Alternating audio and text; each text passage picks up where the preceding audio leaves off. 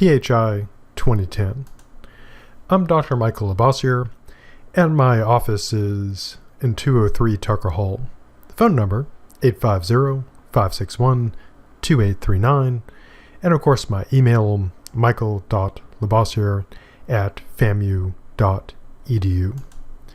Now, for my office hours, they're set each semester, and this is a generic syllabus, and so be sure to check those on the learning management system, and of course the particular syllabus for this course. For the content of Introduction to Philosophy, the breakdown is this. For the course, there are 4 distinct parts, and for each part, there is a set of quizzes and a single exam covering just that part. Part 1 is the introduction, so the Introduction to Philosophy. It includes the introduction, how to write philosophy papers, because there's no assumption that you've written a philosophy paper before, so you get all that you need to know about writing the paper within the course. Then we'll turn to look at the origin of Western philosophy, and then go to our first philosopher, our good dead friend Socrates, in Plato's Apology. Then we'll turn to part 2, philosophy and religion, looking at introduction, and then going to our good dead friend St. Anselm and his ontological argument, in which he attempts to prove the existence of God by pure reason. Then we'll look at our good dead friend St. Thomas Aquinas and his classic 5 ways, in which he advances, surprisingly enough, 5 arguments that attempt to prove that God exists. Then we'll look at our good dead friend Gottfried Wilhelm Leibniz, and he argues for God's existence in a variety of ways, and like St. Anselm, he tries to do it by pure reason, which is essentially the idea being that you think about it, and by pure thinking about it, you can prove it. Then we'll turn to sort of an opposing viewpoint, looking at our good dead friend David Hume, first with the problem of evil, which we'll see a bit in Leibniz, which is the problem of, if God is all good, all powerful, and all knowing, why does evil exist? Now Leibniz, as we'll see, tries to argue that this can be accounted for. You can reconcile God with evil. Hume argues that the existence of evil makes it difficult to believe in a God that is, good and powerful and all-knowing. But as we'll see, he doesn't go to a conclusion that is that of an atheist. He doesn't say he definitely knows God doesn't exist. He says essentially that the best evidence seems to be that probably not a God, but he is, willing to consider seemingly the possibility that one could argue for this. Then we turn to Hume's view of immortality, in which he considers what he takes to be the best arguments for it, and refutes those. And again, Hume does not go to a definitive conclusion that there is no immortality, although he seems to pretty clearly think that we haven't got that. Rather, he concludes we have no evidence for it. And then we head to our good dead friend Immanuel Kant, and he tries to refute the ontological argument given by our good dead friend St. Anselm. Finally, we wrap it up with our good dead friend Blaise Pascal, which would be a good name for an action hero or porn star, perhaps both. And he advances his famous wager, in which he claims that you have to bet for God or against God. God's your best bet, so bet for God. Then in part 3, we turn to epistemology and metaphysics, looking at epistemology first, which is the study of or theory of knowledge. What can you know? What is knowledge? What are the limits of knowledge, etc.? We'll begin with our good dead friend Plato, once again writing about Socrates, with a famous analogy of the cave. If you've seen the classic movie The Matrix, you'll have seen this with a much larger budget. But it's a story in which Plato lays out both his epistemology, how do you know stuff, and his metaphysics, the nature of reality. Then we'll turn to our good dead friend René Descartes. He's the famous I think, therefore am guy, in his first meditation, in which he advances skepticism as a methodology. Now again, essentially if you've seen things like The Matrix or certain episodes of Black Mirror, in which the question is, how do you know what's really real for real? Descartes is the one that kind of made this famous, because in the first meditation, we'll see the problem of the senses, we'll see his dream argument, and the evil demon argument. So if you've seen things again like The Matrix, Inception, etc., Descartes is kind of inspiration for that. Then we'll turn to metaphysics, which is the study of the nature and structure of reality. That is to say, what is really real for real. We'll begin by looking at personal identity, which has two components. One part is, what is it to be a person? Secondly, what is it to have that identity? What is it to be the same person across time? We'll begin by looking at our good dead friend, John Locke. He's probably most famous for his work in political philosophy, like the right to life, liberty, and property. But he wrote a lot about metaphysics and epistemology. And as we'll see, his view is that you are your consciousness, and wherever that goes, you go. And he does consider an interesting kind of sci-fi case. What if a person's consciousness went from their soul to somebody else's? Then we'll turn to our good dead friend David Hume again, also talking about personal identity. Hume takes a very different approach from Locke. Again, he's a British empiricist like Locke was, but then he heads off into some, as we'll see, some strange territory. Then we go to our good dead friend, enlightened friend, the Buddha, talking about the no-self doctrine, in which he claims there is no self, hence no self doctrine. And then we'll turn to our good, hopefully still living friend, me, first looking at ghosts and minds.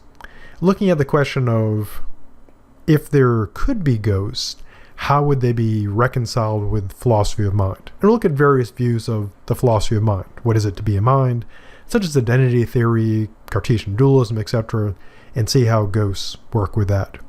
And then another essay by me, hopefully still living, Meeting Yourself, which is all about time travel and tropes, which are weird metaphysical things. We'll see more of those.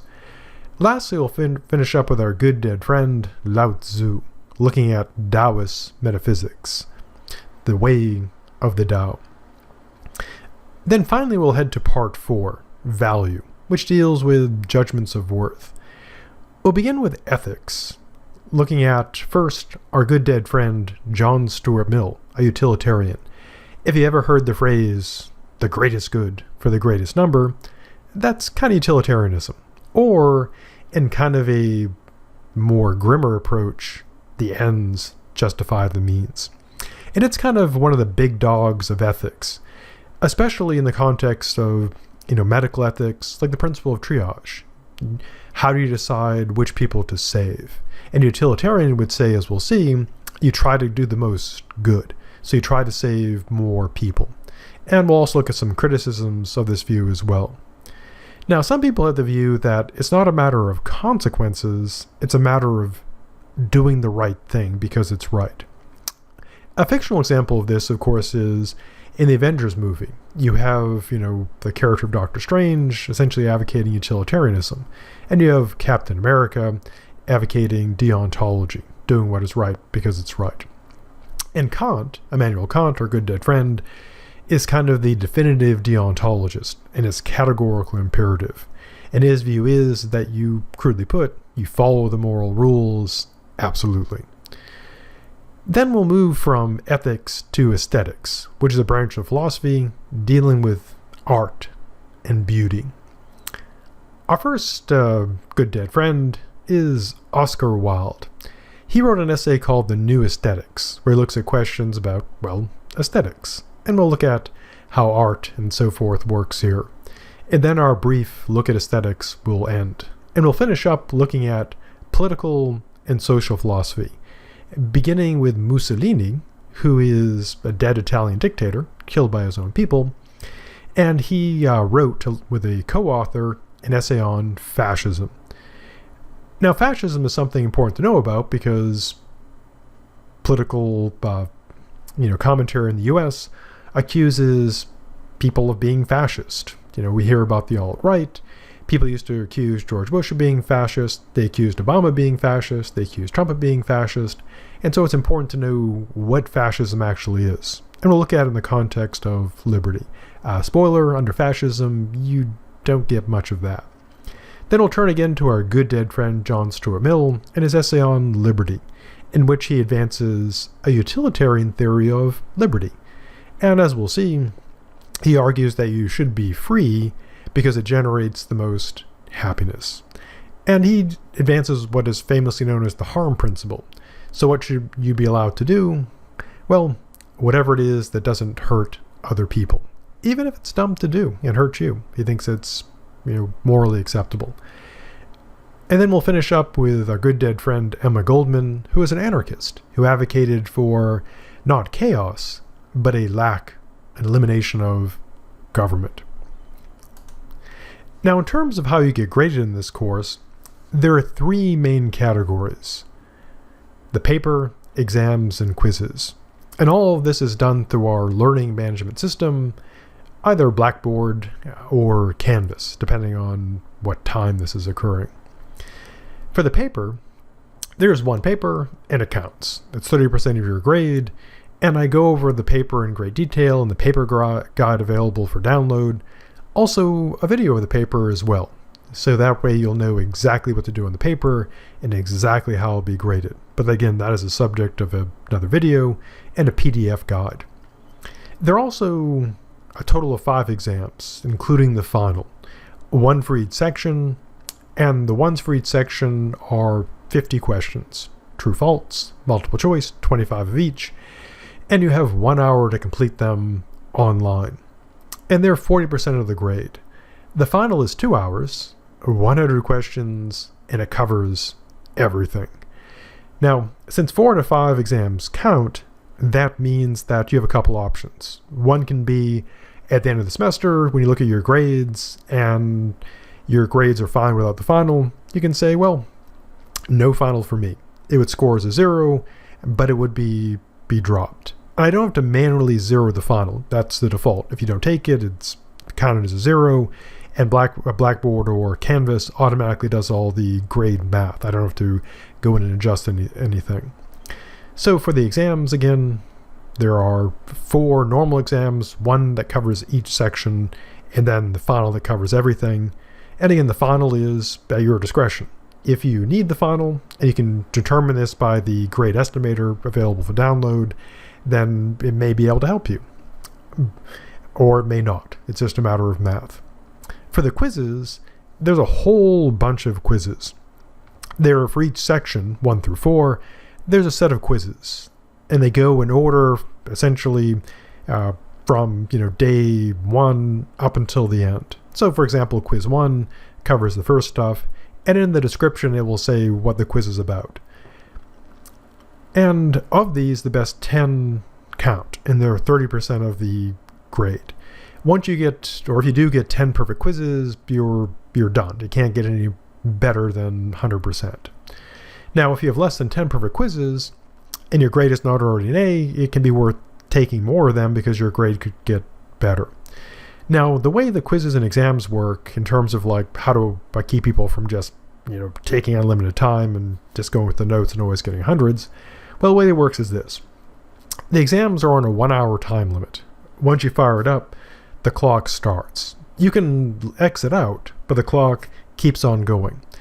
To use an analogy, it's like going to a movie. If you go to a movie at the theater, if that's ever allowed again, then you would, the movie would start up, and you can leave anytime you want, but the movie keeps playing. The quizzes are on a 5-minute timer, so if you leave a quiz, the timer keeps clicking away until 5 minutes expires. So you can leave them, but the timer keeps on going. So it's not like Netflix where you can just, turn it off and then come back to it. So that's how the grades work. 1 paper, 30%, 5 exams, best 4 count, 40%, bunch of quizzes, 10 count, 30%. Grade scale is pretty standard. 90 to 100 is A, 80 to 89 B, 70 to 79 C, 60 to 69 D, 0 to 59 F. So the usual deal. FAMU doesn't have pluses and minuses, so just A, B, C, D, F. For the policies, there are a lot of policies, and they increase every year. So rather than read them at you, I have them on the syllabus. So these include academic honesty, which is be honest, attendance, attend, in person or virtual as appropriate. Plagiarism is bad. FAMU has the dress standards.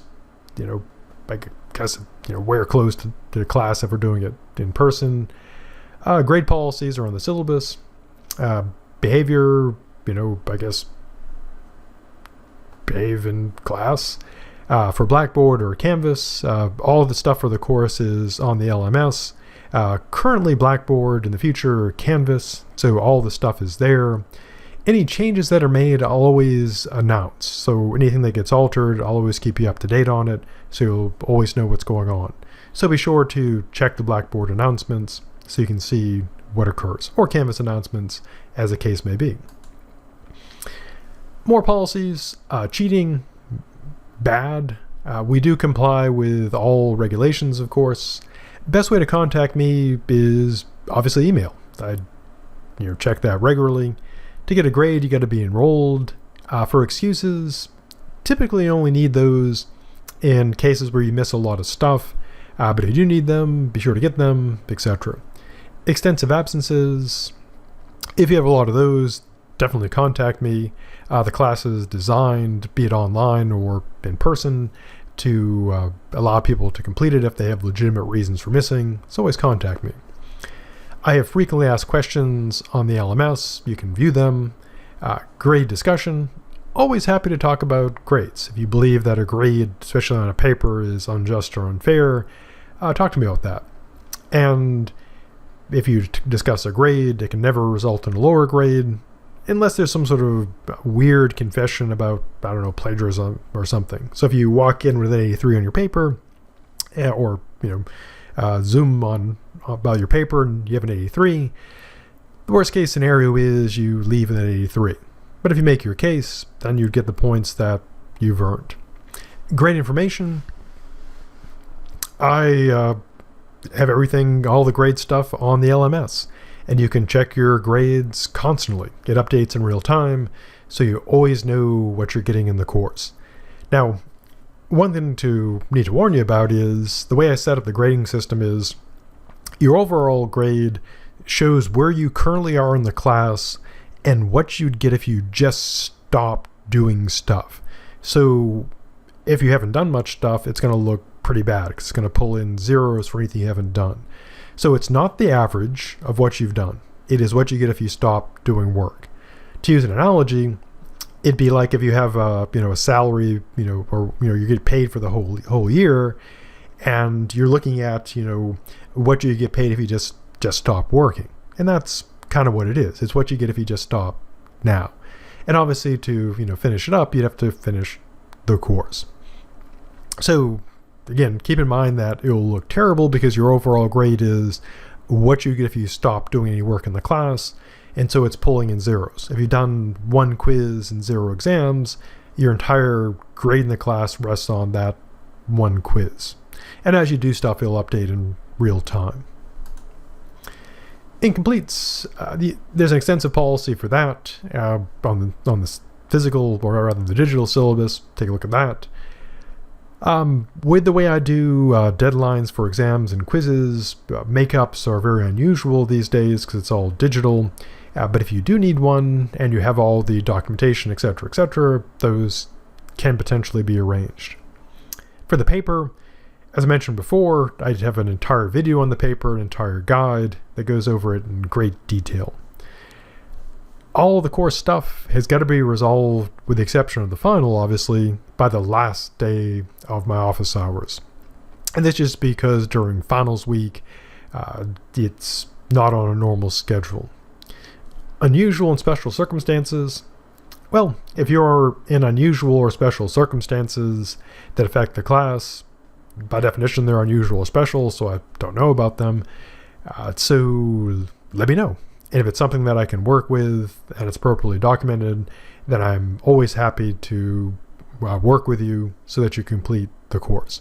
But you have to let me know as soon as possible. If a month after the semester I get an email saying, there is some stuff, not a lot I can do. But if I get contacted when I can still do something, I will definitely do something.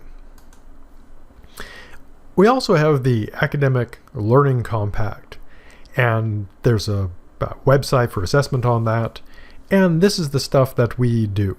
One, we focus on written communication, so you'll learn how to do that stuff. Second, critical thinking. We'll definitely do a lot about that. Also, the critical concepts and methods of philosophy. We'll learn those methods.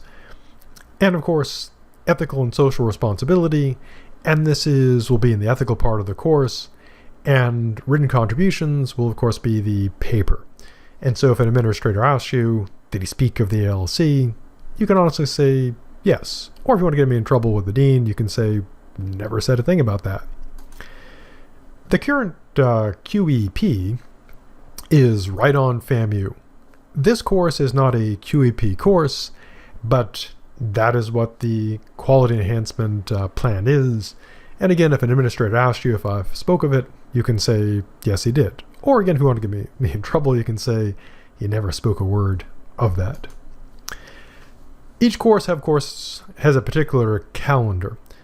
Generally, the breakdown is, in 4 parts. So a quarter of the semester is part 1, the next quarter part 2, the next quarter part 3, next quarter part 4, then the final.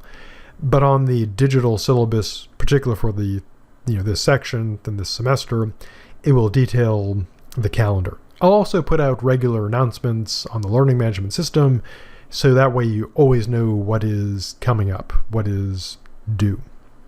And if you're unsure for some reason, email me and I'll let you know. Now, for the exams, there are both due dates and deadlines. And I've debated quite a bit about whether to keep doing this because it creates some confusion, but here we go. The exam due date is when you should do it. That's when you finish the section. But since I do exams online, there's not opportunities for people to come into the office to do, paper makeups, etc. And of course, stuff happens. And so rather than having to do all these individual makeups and, print up a paper copy and grade it or open up things special, you get it with all the exams except for exam 4 and the final, you get an extra month after when it's actually due. And that is the deadline. And the deadline is that's when it's no longer available at all. So the due date that's when you're expected to do it. The deadline is, if you don't do it by then it's no longer available. And for exams 1 to 3, the due date has a deadline that's a month after it. And again, look at the actual calendar and schedule for the class to see that. Quizzes only have deadlines. So you have to complete them by the end of that section. And it's a quarter of the semester. So in a standard 16-week semester, it would be, 1 month in, day deadline. Then 2 months in, quizzes part 2 deadline, etc. Now for the quizzes, exams, etc. on the learning management system, if something goes wrong, I can look at it and see, we'll have like a red text saying what went wrong. And I have 2 options for what I can do.